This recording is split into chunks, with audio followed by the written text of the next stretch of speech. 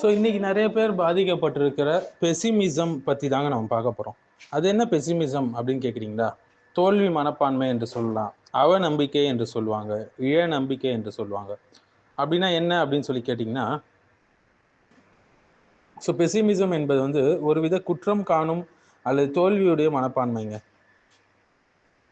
So இந்த pessimism thought உடையவங்க வந்து ஒரு கொடுக்கப்பட்ட சூழ்நிலையில் விரும்பத்தகாத விளைவுகளையே எதிர்நோக்குவாங்க. இது பொதுவாக சூழல் சார்ந்த ஒரு இழ நம்பிக்கை என குறிப்பிடப்பட்டிருக்கு.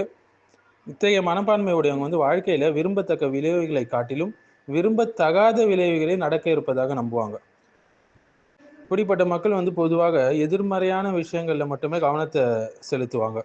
ஒரு பொதுவான உதாரணம்னா, இந்த கோப்பை வந்து பாதி காலியாகுது இந்த கப்பு அப்படின்னு சொல்லி சொல்லக்கூடியவங்க, அல்லது பாதி நிரம்பி உள்ளதா அப்படின்னு சொல்லி ஒருத்தவங்க கிட்ட கேட்டிங்கன்னா, பெசிமிஸ்டிக் தாட் உடையவங்க என்ன சொல்லுவாங்கன்னா, பாதி காலியாக இருக்கு என்று சொல்லுவாங்க. ஆப்டிமிஸ்டிக் தாட் உடையவங்க என்ன சொல்லுவாங்க, பாதியாச்சும் ரொம்ப இருக்குது என்று பதிலளிப்பாங்க.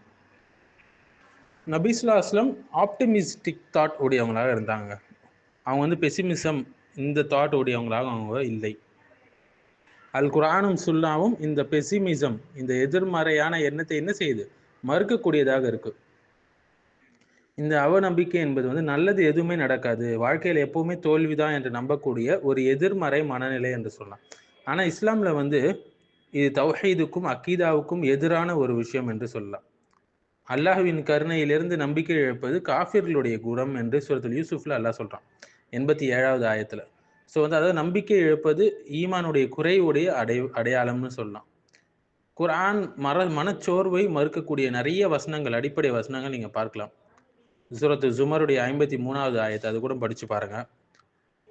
அல்லாஹ்வின் கருணையிலிருந்து நீங்க நம்பிக்கை இழக்காதீங்க, நிச்சயமாக அல்லாஹ் அனைத்து பாவங்களையும் மன்னிக்கக்கூடியவனாக இருக்கிறான் என்று சொல்றான். ஸோ கடந்த காலத்தில் எவ்வளவு பாவங்கள் அவர் செஞ்சிருந்தாலும் அல்லாஹ்வுடைய கருணையுடைய கதவு எப்போதும் திறந்திருக்கும், அது விசாலமானது. ஸோ இன்னைக்கு நீங்க பார்க்கலாம் இல்லைங்களா, மன அழுத்தம், குற்ற உணர்வு, தாழ்வு மனப்பான்மை ஆகியவை அதிகரிக்கும் இந்த காலத்துல இந்த வசனம் மனிதனுடைய ஆன்மீக நம்பிக்கையை மீண்டும் தட்டி எழுப்புதுன்னு சொல்லலாம். நிச்சயமாக கஷ்டத்தோடு சேர்ந்து இலகு இருக்கிறது என்று சொல்றான் அல்லாஹ் சுப்ஹானஹு வ தஆலா. சூரத்துல் இன்ஷிரா நம்ம 6வது ஆயத்துல நம்ம பார்க்கலாம். ஸோ வந்து கஷ்டம் நிலையானது கிடையாது, எப்பவுமே கஷ்டம் தான் இருக்கும் என்று கிடையாது. ஒவ்வொரு சோதனையும் அதற்கான இலகுவை கொண்டே வரும். சரிங்களா? என்ற வார்த்தையை அல்லாஹ் யூஸ் பண்றான் இந்த இடத்துல. ஸோ வந்து நவீன உளவியல் என்று கூறுகிறது என்ன சொல்லுதுன்னா, நம்பிக்கை மற்றும் தன்னம்பிக்கை வந்து மனிதனின் நலனை காப்பாற்றக்கூடிய சக்தியாக இருக்கு என்று சொல்றாங்க. நீங்கள் விரும்பாத ஒன்றுல அல்லாஹ் நன்மையை வைத்திருக்கலாம் என்று அல்லாஹ் சொல்றான் சூரத்துல் பக்ராவுடைய 216வது ஆயத். ஸோ ஒரு விஷயம் வந்து தீமையாக தோன்றினாலும் அதன் பின்னால் அல்லாஹ் பல நன்மைகளை வச்சிருப்பான், மறைஞ்சு கூட இருக்கும், சில நேரத்தில் நமக்கு தெரியாது. ஸோ இதே நவீன உலகம் வந்து போஸ்ட் ட்ராமாட்டிக் குரோத் என்று சொல்லுது, துன்பத்திலிருந்து வலிமையும் பொருளும் பெறுதல் என்று. ஸோ இறுதி வெற்றி யாருக்கு? இறை நம்பிக்கையாளர்களுக்கு தாங்க. சூரத்துல் ஆராஃபுடைய 128வது வசனம் கூட நீங்க பார்க்கலாம். தீமை வந்து அதிகமாகியதாக நம்ம தோன்றினாலும் நம்ம பார்க்கறதுக்கு இறுதியில் அல்லாஹ்வின் மீது நம்பிக்கை வைத்தவர்கள் தான் உயர்ந்தவர்களாக இருப்பார்கள்.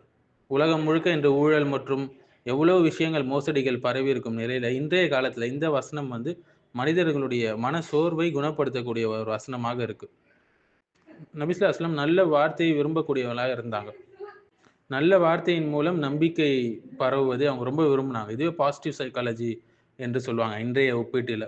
மனிதனின் வார்த்தைகள் அவனின் மனநிலையை தோற்றம் அளிக்கக்கூடியதாக இருக்கின்றன. ஸோ தாயிஃப் நகரத்தில் நடந்த சம்பவம் நம்ம எல்லாருக்குமே தெரிந்த ஒரு விஷயம், மனதை உழுக்கக்கூடிய ஒரு நிகழ்ச்சி. நபி ஸல்லல்லாஹு அலைஹி வஸல்லம் உடைய சீரார் நபி ஸல்லல்லாஹு அலைஹி வஸல்லம் என்ன செஞ்சாங்க, கல்லால் அடித்தார்கள் அந்த சிலுவர்கள். நபி ஸல்லல்லாஹு அலைஹி வஸல்லம் புறக்கணித்தாங்க, கேலி செய்தாங்க. அப்போ நபி ஸல்லல்லாஹு அலைஹி வஸல்லம் என்ன செஞ்சாங்க, அப்போது கூட அவங்க வந்து நம்பிக்கை இழந்து விடவில்லை. பிறகு அத்தாஸ் என்ற கூடிய நபர் வராரு, அவங்களுக்கு தாவா செய்கிறாங்க. அந்த கிறிஸ்துவராக அப்போ இருந்தவர், அவர் இஸ்லாத்தை ஏற்றுக்கொள்கிறார். ஸோ நபி ஸல்லல்லாஹு அலைஹி வஸல்லம் உடைய ஆப்டிமிசம், இந்த தாட் வந்து இந்த நேர்மறை எண்ணம் நமக்கு புலப்படுகிறது. அவங்க முழுவதுமாக நம்பிக்கையை இழந்து விடவில்லை அந்த இடத்துல, அவ்வளவுதான் என்று அவங்க நினைக்கல. இன்று எவ்வளவு போராட்டங்கள் ஒரு தாயிக்கு, தாவா செய்பவருக்கு இருக்கும். இது வந்து ஒருபோதும் அவங்க நம்பிக்கையை இழந்து விடக்கூடாது, என்ன இப்படி இருக்குன்று. இதுவே அவர்களுக்கு என்ன ஒரு ஆற்றலாகவும் ஒரு பாடமாகவும் இருக்கும். பல படிப்பினைகள் இதுலேருந்து அவங்களுக்கு கிடைக்கும், நிறைய நன்மைகளை அதில் அல்லாஹ் வந்து ஒழித்து வைத்திருப்பான். ஸோ இந்த மனசோர்வு, இந்த அவநம்பிக்கை எல்லாமே இதெல்லாம் உள்ளம் சார்ந்த நோய்கள்ல ஒன்றுங்க. இவையெல்லாம் அல்லாஹ் ரஹ்மான் என்பதை சந்தேகிக்கக்கூடியவர்களுடைய ஒரு மனப்பான்மை என்று சொல்லலாம்.